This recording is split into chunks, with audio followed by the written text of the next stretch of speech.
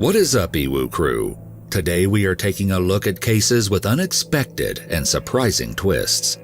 Some of these cases are so unbelievable that you just may think they are from a movie script rather than real life. But each and every one of them is 100% true. Our first case is shocking and complicated, with more twists than you will ever see coming. This is not your typical story of murder.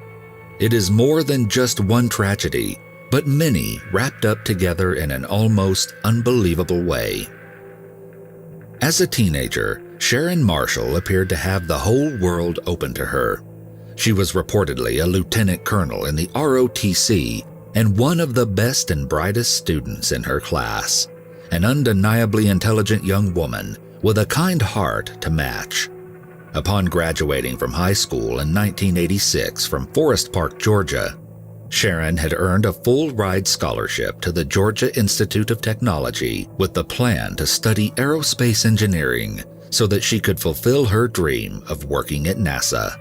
Despite this incredible opportunity, Sharon never went to college, as she was harboring a secret.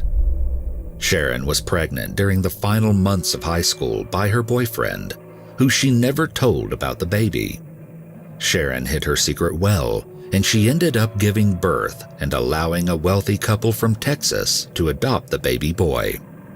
However, the pregnancy had shaken up her life plans, and at one point, she apparently even tried unsuccessfully to run away with her boyfriend.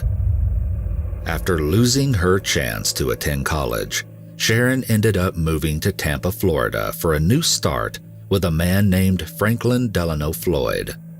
Despite having moved with Frank, Sharon started to date another man, and she was soon pregnant for a second time. She once again never told the baby's father about the pregnancy. This time, however, she chose to keep the child and raise it with Frank. Sharon gave birth to her son Michael Gregory Marshall in 1988. Frank and Sharon had a complicated relationship.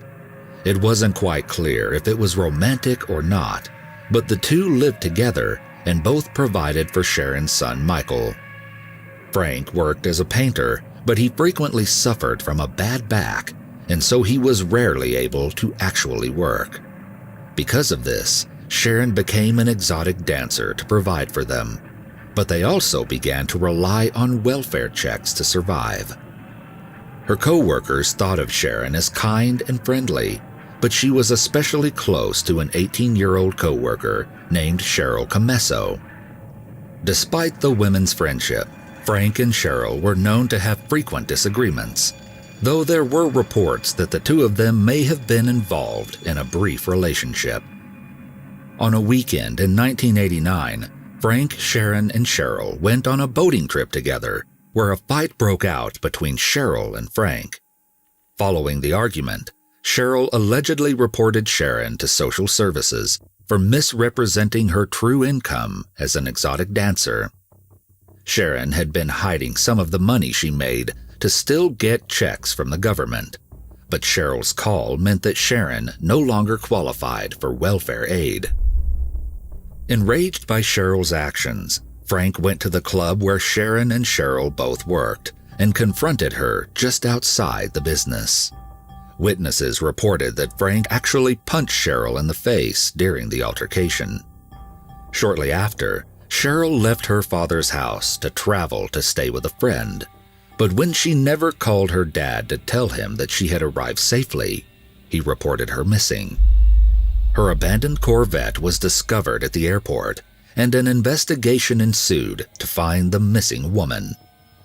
Both Frank and Sharon were seen as persons of interest, but for years, no evidence ever arose to connect them to Cheryl's disappearance. The two quickly packed up and left the area, which only increased suspicion, especially since they started using different names as they traveled. Frank and Sharon ended up getting married in 1989, and Frank claimed it was to give Sharon's son his family name to belong to.